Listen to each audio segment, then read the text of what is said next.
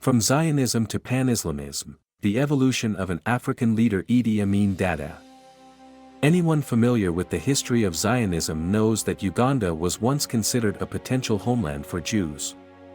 However, what many may not realize is that Zionists still maintain an interest in Uganda, even though their focus has primarily been on the Palestinian territories. In this case, Uganda is seen as a strategic location rather than a homeland. Despite being landlocked, Uganda is known for its rich underground resources and gained independence from Britain in 1962. However, it was not the resources themselves that attracted the Zionists' attention. One of the main draws is that the Nile River, often seen as the symbolic border of Israel, originates in Uganda's Jinja region. Clearly, the Nile holds great socio-economic significance. Additionally, until South Sudan was established in 2011, Uganda served as a convenient launching point for operations targeting Egypt and Sudan, two Arab Muslim countries. The Zionists were aware of all these factors and began establishing relations with many African countries to engage in socio-political and political activities after the establishment of Israel. While Uganda was given significant importance in these activities, Israel started developing a close relationship with the country in the late 1950s. When the British withdrew from Ugandan politics in 1962, Israel seemed to fill the void. During the 1960s, Israel's activities in Uganda encompassed various sectors, including agriculture, industry, education, and technical cooperation. Their goal was to train local individuals to govern their nation. Both public and private Israeli companies were involved in road construction, airport development, housing construction, and the advancement of water resources. It's worth noting that extensive military cooperation also took place. However, it was Idi Amin Dada, one of the most notorious despots of the modern world, who himself was brought to power and supported by the Zionists, that will put an end to these activities. Who is Idi Amin? Idi Amin is known for his giant stature and funny gestures. He was a Muslim born in Kiboko, Uganda, on Eid al-Adha in 1928. His father was forcibly conscripted into the First World War on the British side and later became a policeman for the colonial government. His mother, who separated from his father in childhood, joined the anti-imperialist Yakani movement. Amin left primary school and joined the colonial army. During this period, he carried out some of the colonial occupations, such as suppressing rebellions in the region. These duties and his success in sports attracted the attention of the British. Idi Amin, who only got a half-baked education, was left as one of the two officers in the country when Uganda gained independence. This position enabled him to rise in the army and politics. But then, there was something in common between Israel and Idi Amin. Amin, who belonged to the Kakwa ethnicity found in Uganda and South Sudan, wanted an independent South Sudanese state devoid of Arab domination. This idea coincided with the strategic interests of Israel, an important player in Uganda at the time. His path to leadership. At the time of Uganda's independence, King Mutesa of the Southern Kingdom of Uganda was elected ceremonial president, while Milton Obote was inaugurated as the executive prime minister. However, 4 years later, Obote deposed Mutesa and took over the government with the help of Idi Amin, who was then the army chief. While the relationship between Obote and Amin was initially good, they eventually fell out. During this period, Obote started to align himself with the Soviet Union. These actions concerned Britain, as it had a significant interest in Uganda's capitalist economy. As a result, Obote's downfall appeared to be inevitable. On January 25, 1971, while Obote was attending the Commonwealth Summit in Singapore, Idi Amin staged a coup and seized power. Colonel Bar-Lev, the Israeli defense attaché who was with Idi Amin on the morning of the coup, was believed to have provided technical assistance. Immediately after the coup, the Kenyan government, loyal to Britain, recognized the regime of Idi Amin. The UK and other countries followed this recognition. Amazingly, Amin's first foreign visit was to Israel, where he was welcomed and provided with a personal jet, tanks, and small arms. The Israelis also promised him further investment in his country. However, Idi Amin's honeymoon with the Zionists was short-lived. Parting of ways with the Zionists.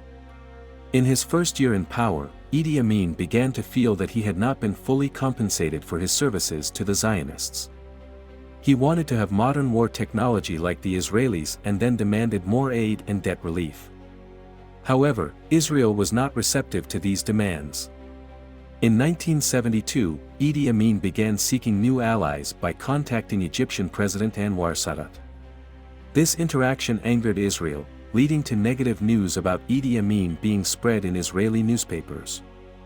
While Sadat could not assist Idi Amin directly, he referred him to Libyan leader Muammar Gaddafi. Gaddafi presented an offer that would completely change Amin's policy. He promised to provide everything Amin desired on the condition that he severed ties with Israel. Hence, Idi Amin ended all agreements with Israel and gave up his dream of South Sudan. Not only that, but Idi Amin also started targeting Britain. The Indians that Britain had brought to Uganda controlled much of the country's economy at this time. Idi Amin decided to expel Indians from the country. In the context of this ill-conceived economic policy of indigenization, first, Indians with British citizenship and then the entire Indian population were expelled. Idi Amin as an anti-Zionist. After 1972, Idi Amin shifted his allegiance away from Israel and aligned himself with the oil-rich Muslim countries. He increasingly emphasized his religious identity and joined the Palestinian cause. Although Muslims made up only 12% of the population in his country, he appointed Muslims and individuals from ethnic groups he trusted to critical positions in the government administration. In this process, he started showing extreme harshness against his newly acquired external enemies and internal ethnic and perceived enemies. He gave unlimited powers to his military, which led to serious human rights violations in the country. Dissidents fleeing Idi Amin's rule often sought refuge in the UK, where they sometimes made exaggerated claims about Idi Amin to please their hosts. However, it is difficult to verify these claims as there was no freedom of the press in Uganda. Idi Amin's animosity towards his former allies, the Zionists, reached its peak on September 11, 1972. In a telegram addressed to the UN Secretary-General, he not only celebrated the massacre of Israeli Olympic athletes in Munich but also praised Hitler and advocated for the expulsion of Israelis from the United Nations. Amin's antagonism towards Israel climaxed when he openly supported the hijacking of a plane in 1976, explicitly targeting Israelis. In 1976, a plane carrying 246 passengers, primarily Jewish and Israeli, from Tel Aviv was hijacked by the Popular Front for the Liberation of Palestine, External Operations, PFLPEO, and the German revolutionary cells. The aircraft was first directed to Libya for refueling and then to Entebbe Airport in Uganda. The Israeli citizens and Jews on the plane were taken captive, and in return, a ransom and the release of Palestinian prisoners were demanded from Israel. After several days of delaying tactics, Israel carried out an operation at Entebbe Airport with the help of intelligence personnel trained in Uganda and the government of neighboring Kenya. In the operation, 45 Ugandan soldiers and all the hijackers were killed, 5 Israeli soldiers were wounded, and 1 was killed. The dead Israeli soldier was Yonatan Netanyahu, an older brother of the murderous Prime Minister Netanyahu. The downfall of Idi Amin. While Operation Entebbe was a success and a publicity coup for Israel, it was the beginning of a nightmare for Idi Amin. His internal and external enemies increased, and his former Western allies wanted to remove him. However, his relations with the Soviets were good.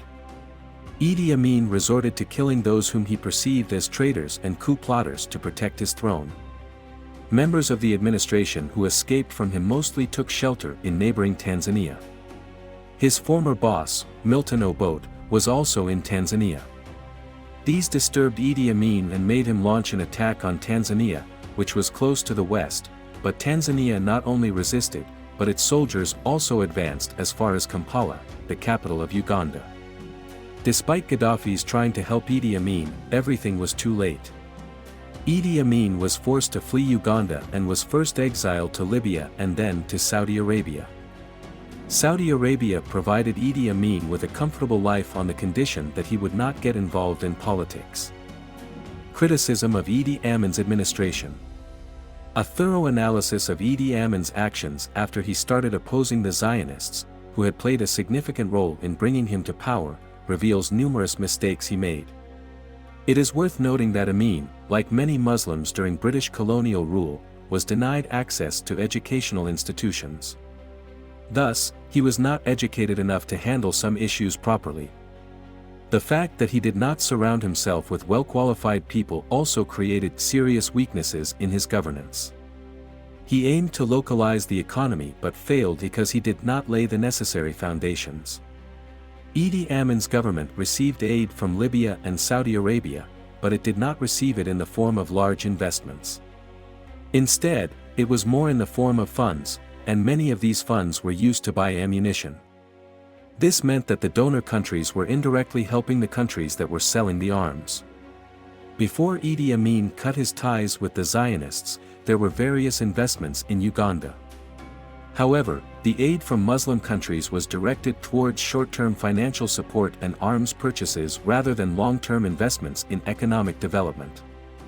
This can be considered as one of the strategic mistakes of the Muslim countries. Nevertheless, some of Idi Amin's cultural initiatives are worth mentioning. For example, Idi Amin, who saw English as an imperialist language, facilitated the use of Swahili, one of the most spoken languages of East Africa, in the military. Since then, various countries have adopted Swahili as an official language or taught it in the curriculum. Idi Amin's contribution to the status of Ugandan Muslims is also undeniable. Compared to other East African countries where Muslims are a minority, Ugandan Muslims stand out. In 1974, when Uganda joined the Organization of Islamic Cooperation, OIC, Muslims in the country had the opportunity to establish closer ties with Muslims around the world. They have benefited from the training programs of the OIC and its affiliated institutions. With Uganda's accession to the OIC in 1974, the idea of an institution of higher education for the Muslim community in East Africa began to be considered. As a result, the Islamic University in Uganda, IUIU, was established in 1988. This university has become an important educational institution for Muslim students in the region. Idi Amin, who died in Saudi Arabia in 2003, will go down in history as one of the leaders subjected to the greatest media propaganda. Dozens of smear films were made about him. While these films exaggeratedly told true information, they sometimes included wholly fabricated stories. Considering that the people who made these films were always his enemies, one wonders if they intended to undermine Idi Amin's life and some of his actions. Allah knows, but like everyone else, he made mistakes. May Allah have mercy on him.